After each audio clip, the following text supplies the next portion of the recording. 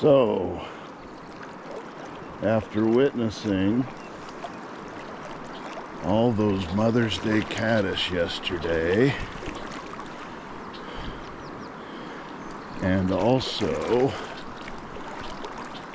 having a deep desire to have a fly rod in my hand throwing dry flies, I am back. And I'm seeing plenty of flies dancing around the trees. And I think what I'm going to do is work my way up this slack water bank where I saw a few risers yesterday.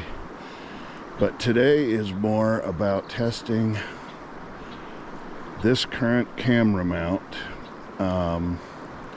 for fly fishing purposes versus the hat clip.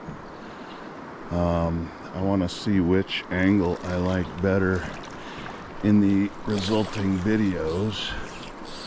So what I have tied on the end, oh, it feels good to cast. Oh, yep, there was a riser up there. I think we're going to catch a fish. So what I decided to tie on, believe it or not, is not a fly of my own creation, but it is a black stimulator that I purchased along the way. It's a number 14, and based on what I observed yesterday, it's in the right size range, and I have every reason to believe that May 31st, today, is going to be the first day of 23 that we get a fish on a dry fly. Alright, so I've worked my way up. Oh my gosh, I have caddis flies landing on my glasses to the extent that they're like obstructing my view. There he goes.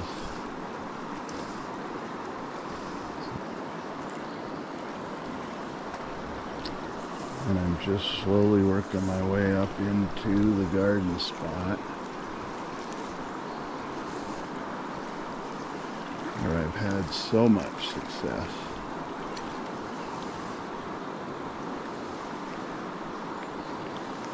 But not necessarily during the Granum hatch.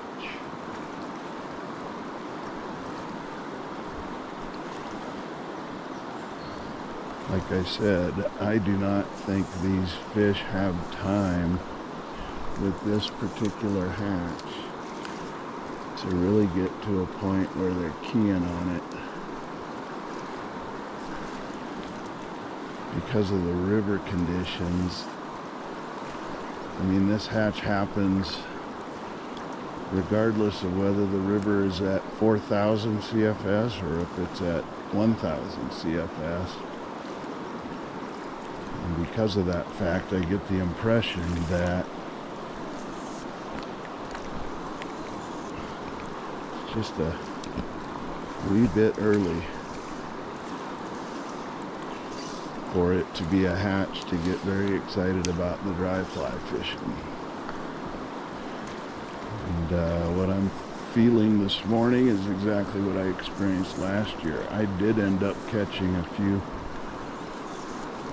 fish on Granum imitations or Mother's Day caddis imitations, but I got way more fish on the nymph imitations. But it feels really good to have one of my favorite fly rods in my hand. Well, it didn't take too long, and I saw a couple of fish rising up there. This guy's got some strength, but I have to remind myself that I'm on a I'm on a fly rod and reel. Oh, it's a nice one. It's a great take. Alright, now we're on the reel. That was cool because I saw him rise for a natural fly. Ooh, that's a sound we like. Anyway, I saw him rise for a natural, and I made a good cast, and not 2 seconds later I had him hooked up. Oh yeah, he's got some chunky to him. Alright, fixed my net last night so we won't have to deal with that deep crap. Oh, it's a beauty. An absolute beauty. And a great fighter.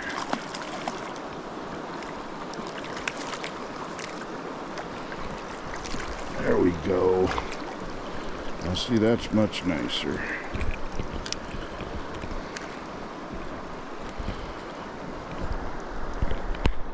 There we go. What I did was like I do every year, I added a zip tie. Oh good, my fly popped out. I added a zip tie down here to the bottom 2/3 of my net. Let's get a good look at this guy. There we go. That is a beautiful cutthroat right there. Took a dry fly, first one of 23. Awesome.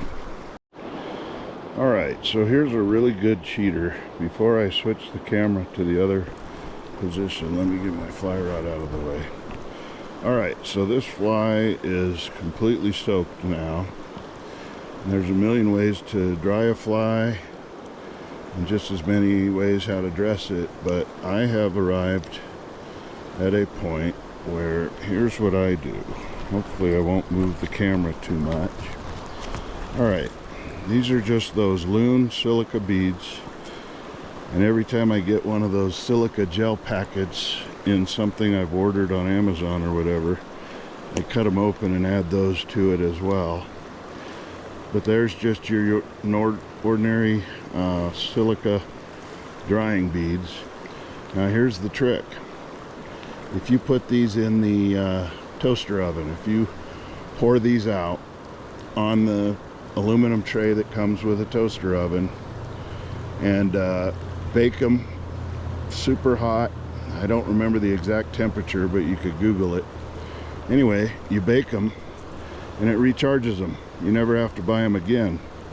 Now it's interesting that Loon, for economic reasons of course, does not share that about their product. They just want you to buy a new bottle when the beads turn blue or turn brown or pink or whatever the heck they turn. But here's how I know it works. When you bake this stuff, those beads go back to their indicator color. In this case, blue. There's a few blue beads in there. Now, it just looks like it's dry as a bone, which is great. I got one of the beads stuck on there. That's step one. Jeez. Alright, step two is my own homemade dunk. Now, if you buy this stuff, forget what it's called. It's got a Japanese name. That stuff's really good, but it's super expensive. It's like $17 a bottle. So what I do is I take either liquid paraffin, like you would put in a lamp that you would burn in the summertime on your deck, or that Kiwi brand of boot treatment that makes your boots waterproof. Anyway, basically what I'm doing is I'm buying that stuff with the Japanese name, and I'm diluting it with something cheaper. And I've arrived at a point where I feel like it is the best treatment I've ever tried. And of course what I do with this stuff is I get the fly all the way down in it, Just wiggle it around a little bit. And then it's now it's soaking wet, but it's liquid paraffin and that other liquid silicone. And then I simply make 10 extra false casts, usually fast ones, just to dry it out. And of all the different, I mean, obviously I started with gink like everybody does. I only use gink now for the last 10 feet of my floating fly line and for my leader. But I often forget that.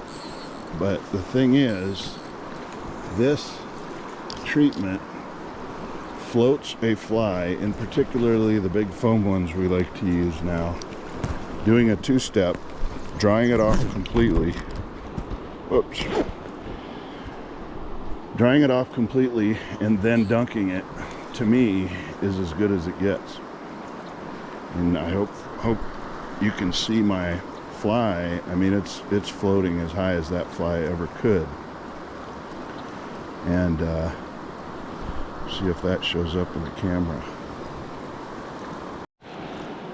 All right, so now I have moved the camera up to the bill of my cap, and I will be interested to hear how much different my voice sounds, as well as if I have the angle set correctly, because I haven't used the hat clip really at all.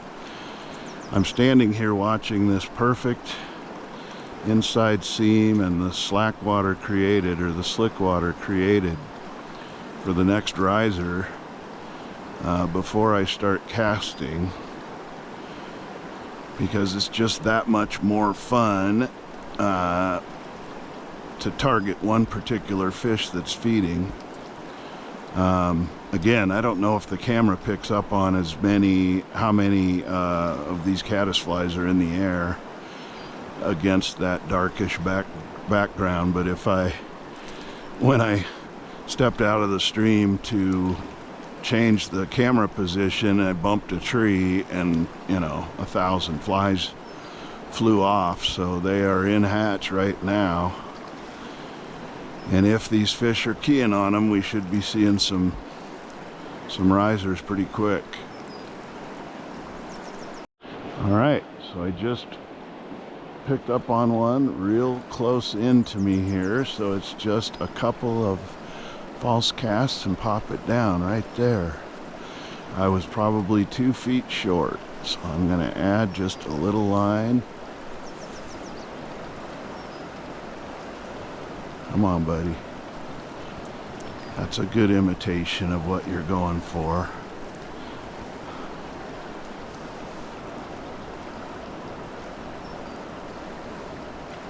Oh man, that was right where he was.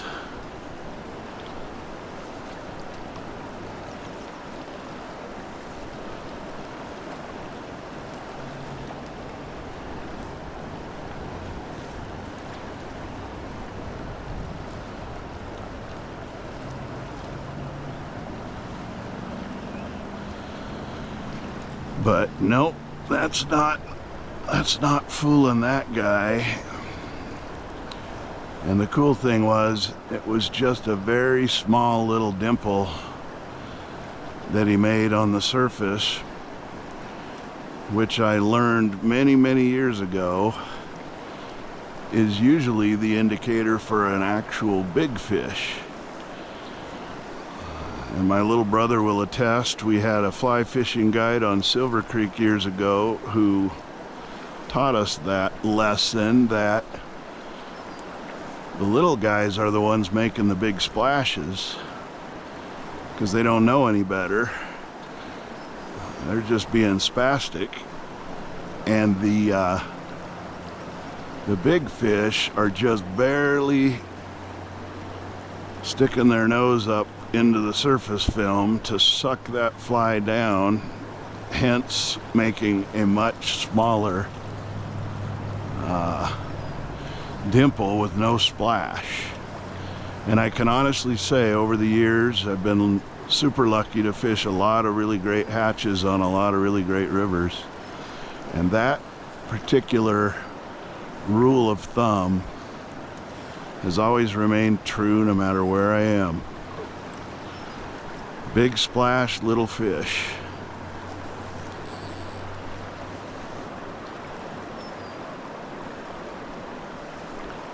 So what I'm trying not to do is go right to the top of the hole yet, because my experience is that's where the biggest fish are holding, but I don't want to put them down right away by casting over and over again over the top of them. So I'm just biding my time, maybe taking one step every couple minutes just to make my way up there without spooking whatever fish are hanging out.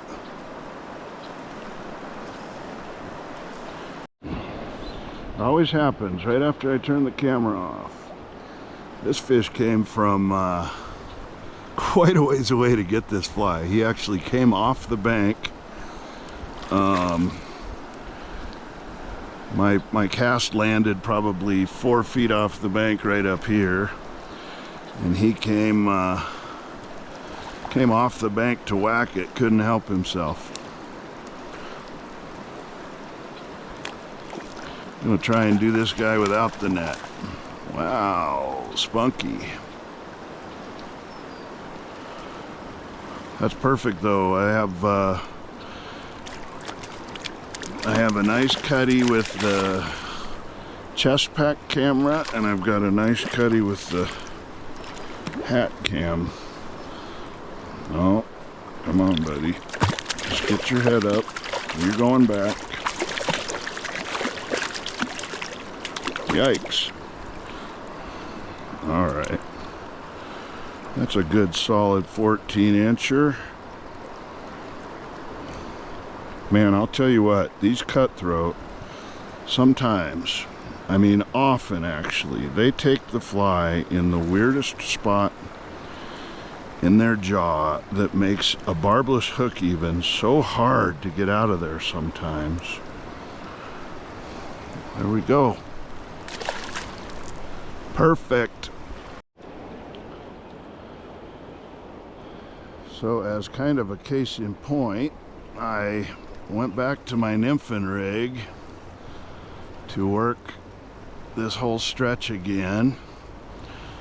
I'm still seeing a lot of caddis, but I didn't see many risers up there. And so my dropper nymph, I've got a pretty big prince on top, and my dropper nymph is just a little 18 or size 16 pheasant tail, a beadhead PT, and this guy pretty aggressively took that dropper fly. My point being that even though I'm having adult caddis land all over my